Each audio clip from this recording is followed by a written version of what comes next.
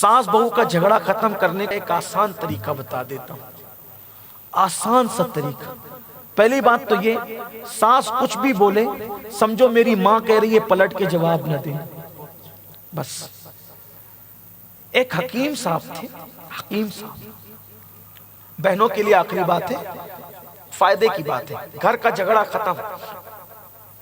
ایک حکیم صاحب تھے، ان کے دوست کی ایک لڑکی تھی، اس کی ساس تھی بڑی ٹیڑے مزاج کی۔ اب ٹیڑے مزاج کی تھی تو بہو تو بہت کوئی سیدھی ہوتی بھی نہیں ہے نا۔ ایک مرتبہ ایک شخص نے اپنی بیوی سے پوچھا کہ دنیا کی سب سے خوش نصیب عورت کون ہے؟ تو اس کی بیوی نے بلا تکلف کہا حضرت حوا۔ سب سے خوش نصیب عورت دنیا کی کون ہے؟ حضرت۔ تو شوہر نے پوچھا وہ کیسے؟ کہا اس لیے کہ ان کی ساس نہیں تھی، اس لیے وہ خوش نصیب عورت۔ یعنی عورت کو ساس کا اتنا ٹینشن ہوتا ہے، تو اب ساس لڑتی ہے تو بہو نے کب پیچھے رہنا ہے، 2 قدم تو وہ اس سے آگے۔ اب ایسا ہوا کہ وہ بار بار شکایت کرتی تھی ماں باپ کے پاس، ساس لڑتی ہے، جھگڑتی ہے، گالی دیتی ہے۔ شریف ماں باپ کہتے تھے بیٹا برداشت کر لو، ساس بننے کے بعد زندگی کتنی باقی رہتی ہے۔ یہ بات میرا جملہ یاد رکھنا میری بہنوں اور سب لوگ، ساس بننے کے بعد بہت سانسیں نہیں رہتی، ساس بننے کے بعد سانسیں ہی کم رہ جاتی ہے۔ مطلب تیار، جو سانس بن گئی مطلب تیاری کرو قبر کی، بس ختم ہونے والی زندگی، یہی ہوتا ہے۔ ہاں تو زیادہ ظلم مت کرا کرو بہوؤں پر، وہ ظلم کرتی تھی تو یہ بھی گالی گلوچ کرتی تھی اور ماں باپ سے شکایت بھی کرتی تھی۔ شریف ماں باپ تھے، آج کل کے ماں باپ تو بولتے تو بھی لڑ، اینٹ کا جواب پتھر سے دے، کیس کر دیں گے، یہ کر، پتہ نہیں کیا کیا بکواس ہوتی رہتی۔ بیٹیوں کو شے مت دو، تم اپنی بیٹی کو لڑاؤ گے ساس سے تو تمہاری بہویں بھی تم سے لڑے گی، یہ بات یاد رکھنا۔ وہ کوئی کمپلین نہیں لیتے تھے، سمجھاتے تھے۔ اس نے سوچا کہ چلو اب ٹنٹا ختم کرتے ہیں۔ ابا کے دوست تو حکیم جی کے پاس چلتے، حکیم کے پاس گئی، چچا یہ میری ساس بہت ستا رہی ہے، بہت پریشان کر رہی ہے، اس بڑھیا کے لیے ایسا زہر دو کہ بڑھیا مر جائے۔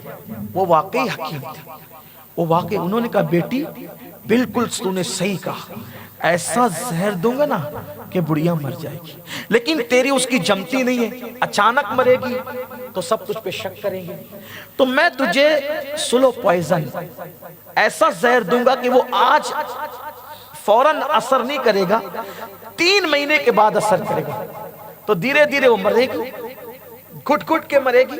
لیکن ان 3 مہینوں میں تجھے کرنا کیا ہے؟ اس سے کوئی جھگڑا نہیں کرنا، تو نے اس کو وہ گالی دے، تو نے کہنا اماں جی بتاؤ کرنا کیا ہے، تو نے اس کے کپڑے دھلنا، تو نے اس کی خدمت کرنا، اچھے اچھے کھانے پکانا، یعنی کہ تو اس کی بیٹی کا رول ادا کرنا۔ تو ہوگا کیا؟ لوگ تجھے اس کی محبت کرنے والی سمجھیں گے، اور یہ زہر سے جب وہ 3 مہینے بعد مر جائے گی تو کسی کو تجھ پہ شک بھی نہیں جائے گا، تیرا گھر آباد بھی رہے گا، بڑھیا بھی مر جائے گی، سدیرا ختم، تیرے گھر کا ٹینشن ختم۔ اوہو بہت اچھا عمل۔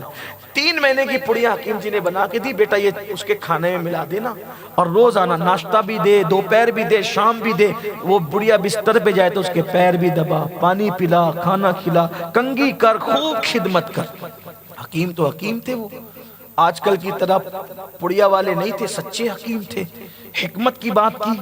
وہ اب مرتی کیا نہ کرتی، سوچا چلو گالی 3 مہینے تک ہی سننا ہے، اور گالی سن کر اینٹ کا جواب پتھر سے دینے کے بجائے مسکرانا ہے، 3 مہینے کے بعد ٹینشن ہی ختم۔ گھر پہ آئی، امی جان کیسی ہیں آپ؟ ہاں چل جا۔ اب وہ جو انداز تھا وہ اچھا آسان تو نہیں ہوتا ہے نا، تو اب پیر دبا رہی ہے، کھانا کھلا رہی ہے، پانی دے رہی ہے، کنگھی کر رہی ہے۔ اب پیار دینے سے تو کتا بھی وفادار ہوتا ہے نا، پیار اگر کتے کو دو، محلے کے ہر آدمی پہ کتا دم نہیں لاتا، جو اس کو روٹی ڈالتا ہے اسی سے۔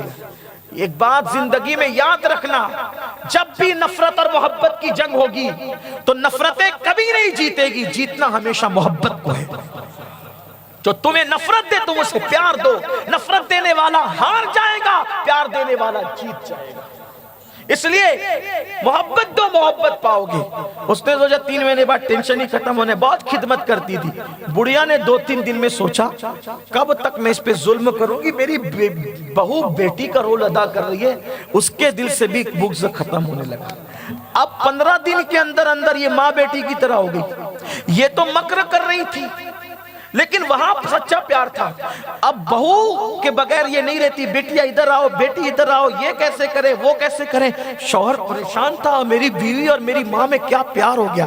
اب یہ چند دنوں تک مکر کرتی رہی, لیکن شوہر بیوی جو ساس تھی اس کا سچا پیار دیکھا تو اس کے دل سے بھی مکر نکلنے لگا اور سچی محبت پیدا ہو گئی.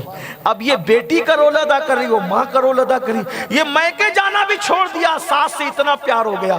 اس کو خیال آیا, ارے اب 2 مہینے بعد تو میری ساس مر جائے گی.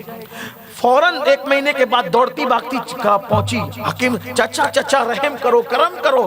کہا بیٹیا کیا ہو گیا. کہا میں نے تو وہ پڑیا کھلائی, اس کو خدمت بھی کی, لیکن میری سانس مجھ سے بہت پیار کرنے لگی. جب میں پیر دبانے لگی, کھانا کھلانے لگی, کپڑے دھلنے لگی, کنگھی وہ بہت پیار کرنے. چچا میری سانس اب مرنا نہیں چاہیے, کیونکہ ہمارے درمیان پیار ہو گیا, مرنا نہیں چاہیے چچا, کسی طرح میری سانس کو بچا لو. حکیم نے مسکرا کر کہا بیٹی میں جانتا تھا تو اچھا سلوک کرے گی تو وہ تجھ سے پیار کرنے لگے گی, تو ٹیڑھی رہتی تو وہ بھی ٹیڑھی رہتی, کوئی ایک کو اچھا بننا پڑتا ہے. میں نے تجھے زہر نہیں دیا تھا, تیرا دل بہلانے کے لیے, تیرے دل کی تسلی کے لیے ایسے ہی پڑیا بنا کر کے دے دی تھی. جا تیری سانس مرے گی نہیں, انشاءاللہ وہ جیے گی, جاؤ پیار سے رہو. میں بھی آپ کو یہی پڑی دے رہا ہوں, اگر آپ کی سانس گالی دے آپ اس کے پیر دباؤ, وہ تمہیں گالی دے تم چپ رہو, خاموش رہو. بلکہ ایک تعویذ بھی لیتے ہوئے جاؤ. ہمارے مرشد گاہ ماریرا مطارہ کے ایک بزرگ کے پاس ایک عورت آئی, کہنے لگی حضرت پیر جی میری سانس مجھ سے لڑتی بہت ہے, بہت جھگڑتی ہے, ایسا تعویذ دو کہ بڑھیا لڑنا بند کر دے. آپ نے کہا بیٹیا تعویذ تو ہے, لیکن وہ تعویذ کو پتھر کے نیچے نہیں دبانا پڑتا ہے, درخت پہ نہیں لٹکانا پڑتا ہے, مشکل. کر پائے گی؟ جو ہوگا کرو گی, لیکن بڑھیا کی لڑائی سے چھٹی ملے. کہا ٹھیک بیٹیا یہ تعویذ لے جاؤ. جب وہ تعویذ لے جانا, اپنی جیب میں رکھنا, اپنے پاس رکھنا, جیسے گھر میں جھگڑا شروع ہو اس کو دانت کے نیچے دبا لینا.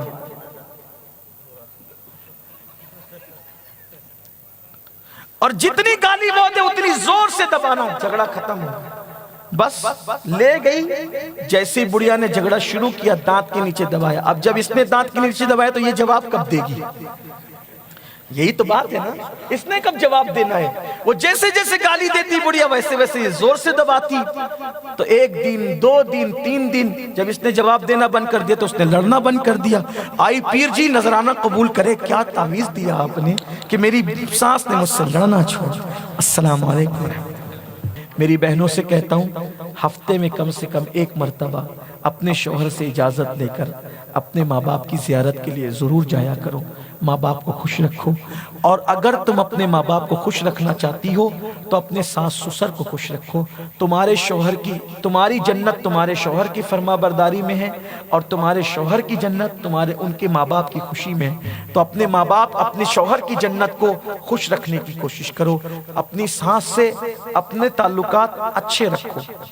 ایک آخری بات کہنے لگا تھا, لیکن ایک بات یاد آ گئی, بہنوں کے لیے کہہ دوں.